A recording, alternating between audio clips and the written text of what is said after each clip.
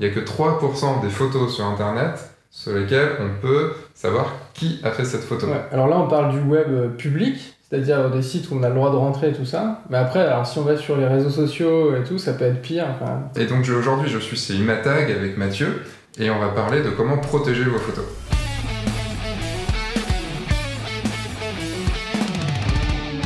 Bonjour, je suis Sébastien Roignan et vous êtes bien dans un nouvel épisode de F1.4 et donc aujourd'hui je suis avec Mathieu Dezoubo, cofondateur de la société Lamarque qui édite le logiciel pour les photographes Imatag. Et on va parler donc de comment protéger vos photos. Alors une petite précision, cette vidéo a été enregistrée en avril 2018. La société Imatag a évolué depuis et ne propose plus ses services aux photographes comme nous, mais que aux agences. Alors je vous donne en description le lien d'un site qui peut proposer ce type de prestation. La vidéo que vous allez voir est plus axée à comment et surtout pourquoi protéger nos photos avant leur diffusion sur Internet. J'ai trouvé la réflexion très intéressante, c'est pourquoi cette vidéo est pour moi toujours d'actualité et le restera un bon bout de temps. Pour le début, en fait, Mathieu, on se connaît depuis... Enfin, on s'est rencontrés, on se connaît pas forcément, mais il y a 6 ans, hein. Plus que ça, même, du coup. 6 ou 7 ans, ouais. 7 ans, je crois que c'était avant F1.4.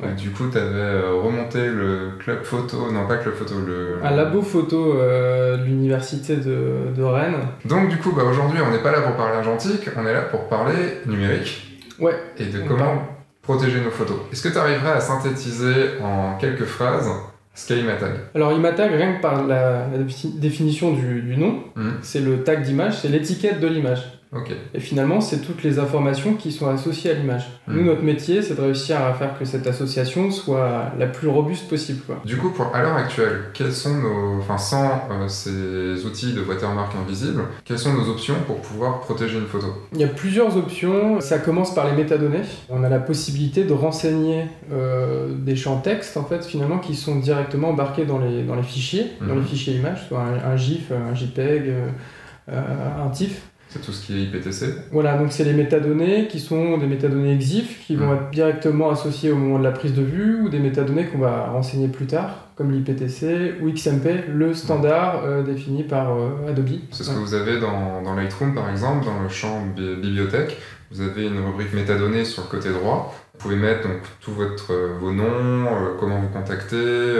Et du coup, ça, c'est quelque chose qui n'est pas forcément visible comme ça, mais qui est visible dans les données. Quand on fait par exemple clic droit propriété sur notre photo, on peut aller voir directement tous les exifs de la photo et toutes les données, toutes les métadonnées. Donc c'est des données qui sont un peu cachées, mais finalement qui donnent beaucoup d'informations.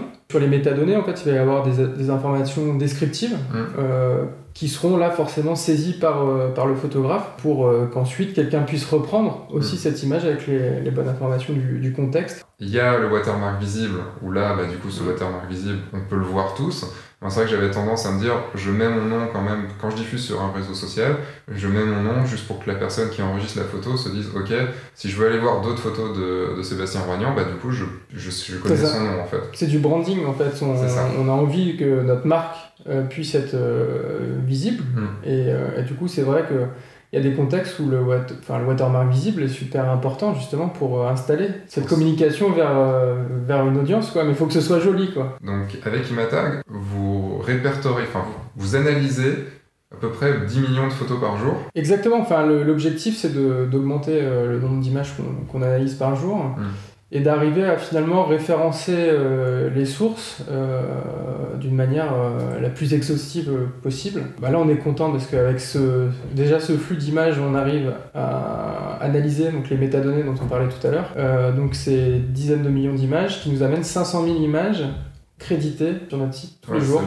C'est là où je voulais t'amener, c'est que donc, tu me disais, et c'est un chiffre hallucinant, c'est que sur les 10 millions de photos qui sont analysées chaque jour par Imatag, seulement 500 000 ont un champ IPTC. En moyenne, en fait, on est à peu près à 3%. Ça peut varier, mais c'est vrai qu'en moyenne, sur une période d'un mois, on va être à 3% d'images qui ont encore une information de crédit ou une information sur la source, en fait. De quoi ça peut venir ? D'un côté, c'est que les gens peuvent exporter leurs photos sans aucune métadonnée. Là, ça peut arriver à l'origine, directement au moment où on publie. Ce qu'on observe, c'est plutôt, en tout cas dans la partie, on va dire, plus professionnelle, la filière professionnelle, la photo, ils ont une culture de la métadonnée qui est assez forte. Donc finalement, c'est pas au moment où l'image est diffusée que c'est supprimé, c'est plutôt après quand quand c'est repris ou utilisé par les clients. Ça peut être des sites de presse par exemple qui vont supprimer les métadonnées, le site de publication, la plateforme, on en parlait tout à l'heure des réseaux sociaux. Les réseaux sociaux sont pas connus pour conserver les métadonnées, pour les afficher, pour les conserver. En fait, je te disais, mais Facebook du coup vire toutes les métadonnées et tu me disais non. Alors du coup, on a mené un test où on regardait ce qui se passait en fait sur un fichier où il y avait tous les champs qui étaient remplis, voir ce qui était conservé. Et ce qui était intéressant, c'est que sur Facebook, le copyright, le champ IPTC copyright en fait est conservé sur l'expérience que j'ai menée. Dans les photos qui est affichée. Dans les photos qui sont uploadées sur Facebook, donc on peut la récupérer, faire un clic droit, on enregistre cette image, on regarde dedans et effectivement le champ y est toujours. Et ce qui est assez curieux par contre, c'est qu'Instagram ne suit pas la même politique que Facebook apparemment. Le champ copyright est supprimé et toutes les métadonnées sont strippées quand on poste sur Instagram. Alors que Instagram appartient à Facebook. Oui, à ce que je sache, et ils l'ont racheté assez cher. On a parlé un petit peu de toutes les options, pas toutes les options, mais comment protéger un petit peu nos photos et comment pouvoir retrouver une photo dans tout ça. Qu'est-ce que c'est Imatag ? Alors en fait, donc du coup là on a parlé des IPTC, de ces informations qui permettent de remonter à la source, à l'auteur, toutes les informations de description. Le problème c'est que ces données-là, comme elles sont strippées, après comment on fait pour remonter à la source et en étant sûr qu'on ne se trompe pas. Et là on a inventé quelque chose qui permet de répondre à cette problématique-là, c'est de dire voilà, quand il y a ces 97% d'images qui n'ont plus de métadonnées, plus rien, comment on fait pour remonter à la source ? Donc nous on a inventé un marquage qui se met directement dans les pixels, qui est invisible, mais qui est hyper robuste quand l'image elle est rediffusée, compressée, croppée, redimensionnée.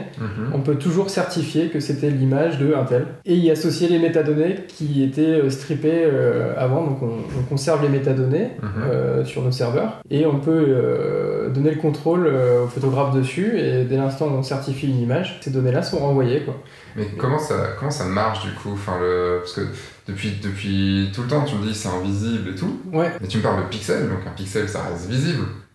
Et est-ce que tu peux nous dire un petit peu juste comment Alors c'est invisible pour un œil humain, c'est-à-dire qu'en fait on va faire en sorte de mettre des masques psychovisuels pour... Psychovisuels. Exactement, c'est-à-dire qu'on va essayer de pondérer le marquage qu'on va mettre sur l'image pour qu'un œil ne puisse pas le voir. Donc on va exploiter finalement les propriétés de l'œil pour faire en sorte que ce soit pas visible. Il y a un pixel qui est un peu noir, tu vas le mettre un tout petit peu plus noir pour...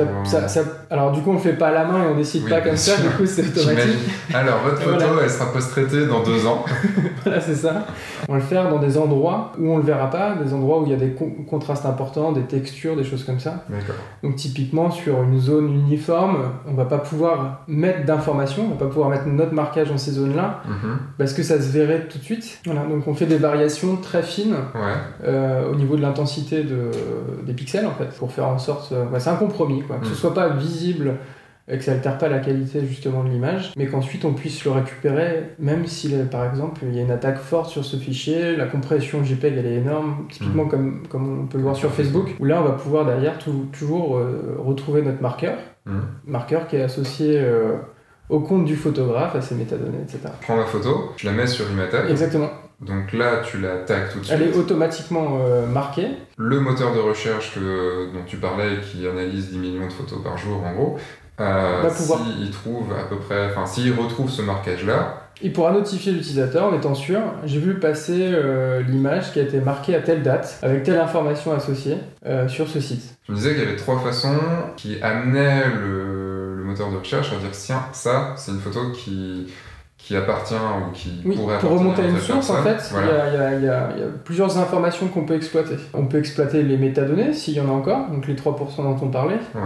Donc là, s'il y a marqué Sébastien Roignan dans le crédit, et tout de suite on va pouvoir te dire, là on a vu passer une image avec un champ texte avec ton nom. Il y a les métadonnées, tu me disais qu'il y avait aussi donc évidemment le tag qui a été fait par Imatag. Voilà, donc il y a le marquage invisible, et sinon il y a des solutions qui sont maintenant utilisées assez massivement en fait par pas mal de sites. Par Google Images. Il y a Tinai, qui sont basés vraiment sur la description visuelle de l'image. En fait, ils essayent de rechercher une image qui ressemble, et si elle ressemble beaucoup, ils peuvent dire on est quasiment sûr que c'est la même. On les intègre toutes C'est-à-dire qu'on va exploiter les IPTC qui vont être dans le fichier pour essayer de remonter à une source. Mais aussi, on va regarder s'il y a des contenus qui sont similaires dans notre base d'images qui ont été tagués. D'accord. Et puis, on va regarder aussi s'il y a un marquage. Et là, on a la réponse ultime pour remonter à la source, c'est-à-dire qu'il y a différents niveaux. Et le niveau absolu, c'est quand on est avec un fichier marqué, parce que là, on peut carrément savoir il s'agit de tel fichier, telle licence, tel client. Ouais, puis en plus, on en discutait tout à l'heure, et si on arrive en plus à mettre un tag spécifique, genre cette photo-là, on l'a envoyée sur Instagram, cette photo-là, on l'a envoyée sur Facebook, cette photo-là, on l'a envoyée à tel client, du coup, on sait où ça a merdé. Exactement. On peut tracer les différents canaux en fait de diffusion de nos images et se dire voilà, j'ai un truc, je veux que ce soit Instagram only, quoi. Je veux pas que ça sorte d'Instagram. Le jour où ça sort d'Instagram, je veux pouvoir le prouver. Ça veut dire vraiment taguer chaque export de photos. C'est là où nous on veut simplifier les choses. Donc on a un service en ligne qui permet en fait de faire le marquage et qui demain va pouvoir faire le marquage automatiquement et de façon transparente en fonction des différents endroits où on la poste. On pourra poster sur Instagram en ayant le marqueur Instagram sans avoir à le faire soi-même avec son petit dossier Instagram avec toutes ces images Instagram. Par exemple la photo sur Imatag et on cherche sur Instagram tout de suite. Voilà. Après, ce qu'on veut, c'est faire en sorte que quand on diffuse une image, on se dit c'est bon, j'y vais sans me poser la question et j'y vais avec une bonne qualité parce que finalement on a tous envie d'avoir des images de meilleure qualité sur internet. Surtout avec des écrans qui sont mieux, qui ont de plus fortes résolutions. Exactement, et finalement c'est ça que ça encourage, c'est réussir à un peu débrider justement les photographes qui vont avoir encore un petit peu des appréhensions à se dire voilà je diffuse mes contenus mais je vais mettre une toute petite image parce que j'ai voilà non les aime nos contenus, on les aime nos photos. Donc là il faut y aller et du coup on fait avec une protection qui vient pas gâcher en fait l'expérience utilisateur derrière. On veut encourager ça quoi, qu'il y ait plus d'images qui soient diffusées avec de la qualité, que tout le monde puisse en bénéficier et quand il y a des usages qui sont faits en dehors de ce qu'on voulait quoi, qu'on puisse le savoir et derrière agir fonction. Pour un photographe lambda, pour un photographe tout à fait normal qui fait ses photos et tout ça, est-ce que déjà tu as envie de les cibler tout de suite ces gens-là ? Le message finalement marche pour ce type de photographe parce qu'on a des photographes amateurs, des photographes pros, différents en fait typologies en fait de personnes qui vont venir mettre des images chez nous. Ça peut être des gens qui ont un site de e-commerce, du coup c'est assez large. Finalement, dès l'instant, il y a cette problématique de filigrane visible.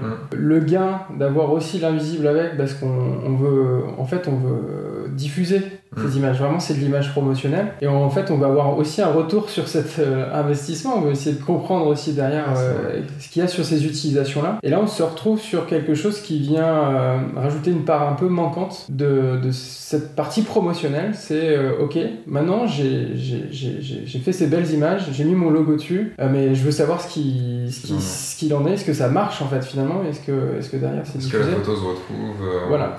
En gros, c'est j'avais pas pensé à ça. C'est vrai que même il n'y a pas que le côté en fait protéger sa photo. Je veux pas que notre photo soit utilisée. Il y a aussi d'un côté juste on va dire un peu marketing, un peu juste de surveillance, de savoir où sont arrivées nos photos et du coup comment elles y sont arrivées. C'est là aussi c'est intéressant ce qu'on disait tout à l'heure, le fait d'avoir un tag Instagram, un tag Facebook, un tag tout ça. Pour savoir où les gens vont prendre les photos et du coup se dire ok, ça a l'air de beaucoup mieux marcher sur ce site-là que sur ce site-là, du coup je vais peut-être plus axer ma com sur ce site-là et je vais peut-être axer tous mes efforts, un peu plus de mes efforts sur ce site-là plutôt que sur celui-là. Et donc pour que ça fonctionne bien, il faut aussi encourager une distribution, une diffusion en fait des contenus, parce que si on les garde et qu'on diffuse un petit peu sur son site de temps en temps et que finalement il n'y a personne qui va reprendre dans les conditions qui sont fixées par l'utilisateur. Est-ce que tu as fait des sondages auprès des photographes pour savoir si les gens ont peur de balancer leurs photos sur internet ou pas ? Oui, alors on a fait une étude sur une communauté plus photographes pro, savoir comment ils protégeaient leurs images. Et en fait, ce qu'on a découvert, c'est qu'ils utilisaient les métadonnées qui remplissaient les IPTC et qui mettaient leur nom et tout ça. Ouais. Mais après, ils n'avaient pas forcément peur de diffuser leurs images. C'était plutôt les amateurs, en fait, qui avaient vraiment cette crainte d'Internet, comme une espèce d'endroits où tout est possible. Voilà. Et on va en faire des posters qu'on va afficher. Ouais, voilà. Et enfin, derrière, ils peuvent se monter un petit peu le bourrichon quoi, sur le truc. Je sais pas si vous avez vu, mais dans YouTube, on peut proposer des sondages. Et je te propose juste qu'on propose 1 ou 2 sondages du coup, à mes auditeurs pour voir en fait, ce que vous faites en fait, de votre côté. Vous avez le petit i ici, du coup c'est là où je vous mets les fiches, vous avez des fiches sondage des fois. Donc, je vais remettre un sondage sur est-ce que vous remplissez les champs IPTC, est-ce que vous remplissez les métadonnées de vos photos avant de les diffuser, est-ce que vous utilisez le filigrane visible aussi, et j'ai envie de rajouter, est-ce que vous avez peur de diffuser vos photos sur internet, que vous ne faites pas beaucoup, ou vous y allez comme ça parce que vous en avez rien, enfin... Vous n'avez pas peur, ou est-ce que vous avez vraiment peur? Non, mes photos...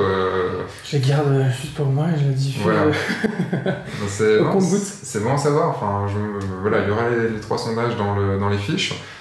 C'est bon aussi de savoir ce que vous faites, ce que vous utilisez, comment vous utilisez aussi vos photos. Moi je vous ai dit, j'ai beaucoup évolué de par le temps. Au tout début, je mettais... je me rappelle, le 9e épisode de la saison 1, c'était sur les signatures. J'avais déjà évolué pas mal sur le sujet, mais je me rappelle au tout début, j'avais pas jamais... Si, au début, je crois que j'avais mis... T'avais mis un truc en plein milieu Non, pas autant en plein milieu, mais j'avais mis une grosse signature en bas. Et puis après, c'est devenu de plus en plus fine, de plus en plus effacé. Jusqu'à la fin, bon, c'est bon.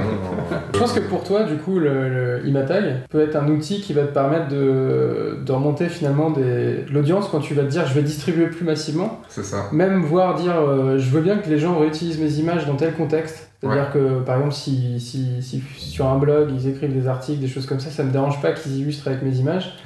Parce que de toute façon, ce ne seraient pas des images qu'ils auraient achetées. Et en fait, derrière, ça peut encourager justement à cette... crédité. Ouais, et puis du coup, à ce que le travail soit reconnu plus globalement. Parce qu'on a la chance justement d'avoir plein de sites qui pourraient potentiellement utiliser les images. Mais c'est vrai qu'il y avait ce côté-là que j'avais jamais vu, et là on en discute, et du coup, ça me semble très clair là-dessus. Ouais, ce côté marketing qui du coup, surveillance marketing, qui permet de juste savoir qui sont les personnes qui nous regardent. Et potentiellement, c'est des gens qui vont te parler de toi et qui vont te faire connaître et qui vont peut-être t'acheter des images ou te demander de travailler avec toi. C'est ça.